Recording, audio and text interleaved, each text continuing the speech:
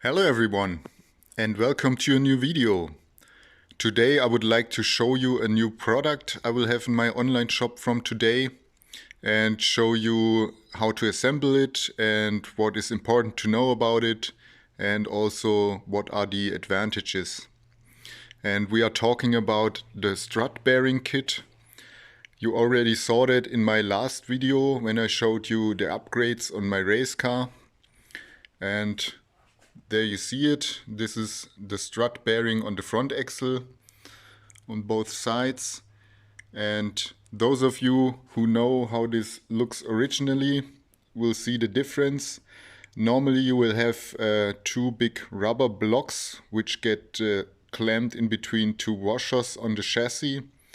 And I didn't want that for my race car because this rubber sandwich will give you a squishy feeling. If you want to track your 202 and, for example, buy a nice and expensive suspension for the car and want to track it and have the suspension show its full potential, those rubbery elements here will always interfere with that and give you some kind of squishy feeling, which is not very nice. And I wanted to eliminate this. So I designed and developed this Uniball kit here, also for the rear axle. I will show you later. And this allows the damper to show its full potential and allow it to work how it should be. For other brands and Mercedes models, there were solutions on the market for years already.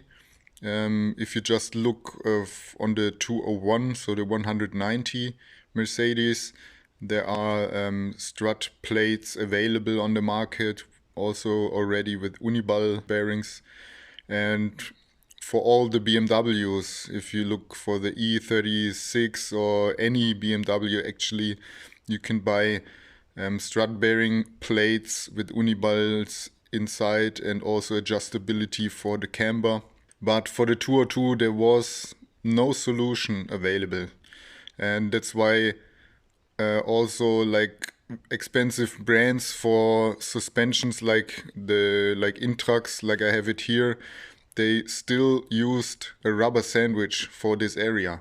And this kind of doesn't make sense because you have a very expensive suspension, you have Uniball bearing already on the bottom end, and then on the top you have this rubber sandwich, and I didn't want that. Here you see the full kit, how you will be able to buy it in my online shop. I only have one in stock actually, but I will have more produced in the future, not sure when though. And the parts you see, so the machine parts you see are all made from stainless steel, so you don't have to worry about rust and stuff. And on the top you see the kit for the front axle. This is the carrier of the Uniball bearing. So there are high-grade German bearings from Fluro. They're well known in the motorsport scene. So this gets pressed in here. It's a press fit. And then this part gets mounted from the top and countered with this washer, and this clamps on the chassis and will be fixed with the hardware here. I will show you in more detail on the car. And then we have the distance pieces. They get pressed into the bearing and have the right diameter inside for the damper. This gets locked by a Nordlock washer. Very nice part. On the rear it's the same. You also have this carrier here, but on the car itself you will have to cut away the cup where normally the rubber piece gets pushed in. But the rest is the same. and you have to widen the holes on the chassis where the damper shaft comes through. But I will show you more on the car. Those screws are high grade screws. They are 10.9, so higher strength, and also the nuts also strength grade 10. And yeah, that's the kit. That's what you get for your money. And now let's have a closer look on the assembly. Let's talk about the front first. So the first thing you have to do is to drill open the original holes in the chassis. So there's one hole here where the damper shaft is coming through. Not sure about the original size, but you have to widen it to somewhere between 27 and 28 millimeters. You really have to make sure not to go bigger than 28. Make it somewhere in between 27 and 28. And also you have to grind away some bumps. Usually there is this cup shape here in the chassis, and you can see on the rubber which was mounted there that there were 3 bumps also. They made a dent in the rubber. So those 3 bumps here in this cup you have to grind away, so the carrier of the bearing fits nicely inside. Normally if you don't grind away the bumps, this will sit higher and won't go nicely in. So make sure to have enough space. And then once the carrier fits nicely into the cup, you can use it as a drill template to drill those holes. I would suggest to only drill 2 at first, clamp the carrier with some screws, and then drill the rest. And have to make sure that you drill straight through. So because the sheet metal is shaped not flat, the drill bit wants to go to the side, but you have to make sure to drill straight and find the holes of the counterplate. And once this is done, you can put the counterplate on and put the screws in and then tighten it. This is mainly it about the front axle. You will have some trouble, I think, on cars which are mainly original, because normally you have some more sheet metal here.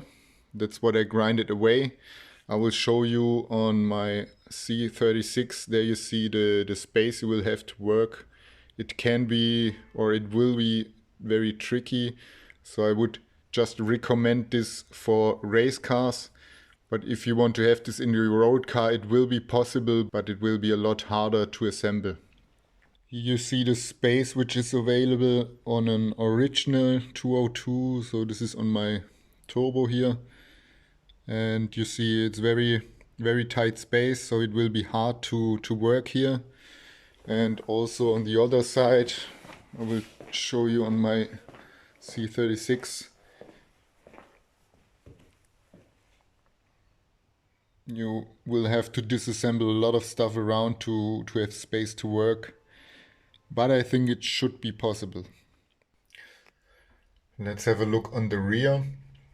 As I already told you, normally there's a metal cup sitting here where this rubber piece gets pushed in. You will have to grind it away or just drill open the welding points. There are 3 points, if I remember correctly, which are welded. If you drill them open, you can just put the cup away. And then you also have to drill open the original hole from a size, I don't know, to 27 to 28 millimeter.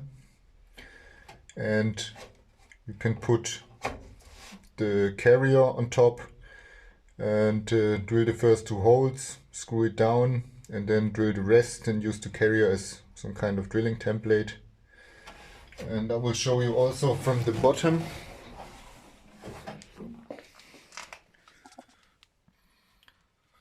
You see how it looks from the bottom. You just put on the counter plate and put the screws in, and then you have installed your strut bearing.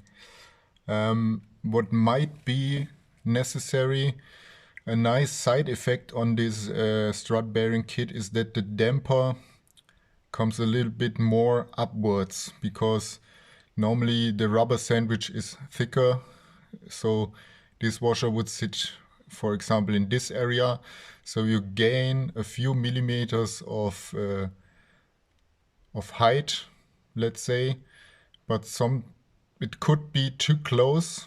So what I did, I just put a washer in between to have a little bit more space. But yeah, other than that, this is what you have to do to assemble this kit. And I will put some pictures also inside from my assembly process. You will see them right now.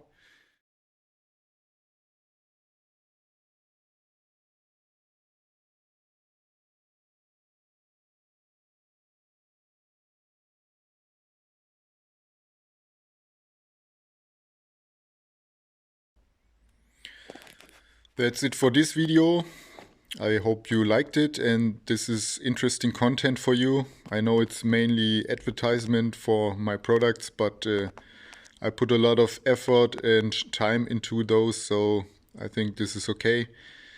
If you would like, please have a look on my online shop. The link is in the description. Thank you for watching. See you in the next video.